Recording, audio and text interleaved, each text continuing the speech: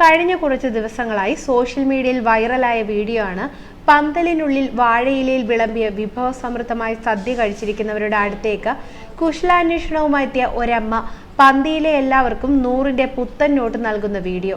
കേരളത്തിൽ ഇത്തരമൊരു കാഴ്ച അപൂർവമാണ്. അതുകൊണ്ട് തന്നെ വീഡിയോ വളരെ പെട്ടെന്ന് തന്നെ കത്തിക്കയറി. എന്നാൽ അതിഥികൾക്ക് 100 രൂപ വീതം നൽകി സന്തോഷിപ്പിച്ച ചടങ്ങിന്റെ കൂടുതൽ വിവരങ്ങൾ പുറത്തായിരിക്കുകയാണ് ഇപ്പോൾ. തൃശൂരിലാണ് സംഭവം നടന്നത്. ഇവിടെ കൊടകര മറ്റത്തൂർ കൈമുക്കുമനയിലെ നാരായണൻ നമ്പൂതിരിയുടെ ഷഷ്ടിപൂർത്തിയോടനുബന്ധിച്ച് നടന്ന സദ്യക്കിടെയാണ് അതിഥികൾക്ക് പണം നൽകി സന്തോഷിപ്പിച്ചത്.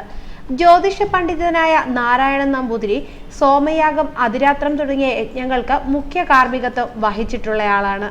3 ദിവസങ്ങളിലായി ഇവിടെ ഗംഭീര ചടങ്ങുകളോടെയാണ് ഷഷ്ടിപൂർത്തി ആഘോഷങ്ങൾ സംഘടിപ്പിച്ചത്. ശിഷ്യ സമൂഹം ഉൾപ്പെടെയുള്ളവരാണ് അതിഥികൾക്കായി പണം വിതരണം നടത്തിയത്.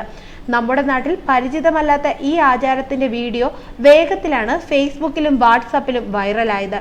ഇതുപോലെയുള്ള നല്ല നല്ല ആചാരങ്ങൾ ഇനിയും ഉണ്ടോ എന്ന സിനിമാ ഡയലോഗോടെയാണ് ഈ വീഡിയോ ഷെയർ ചെയ്തത്. എന്തായാലും സംഭവം ക്ലിക്കായിട്ടുണ്ടെന്ന് തന്നെ പറയാം.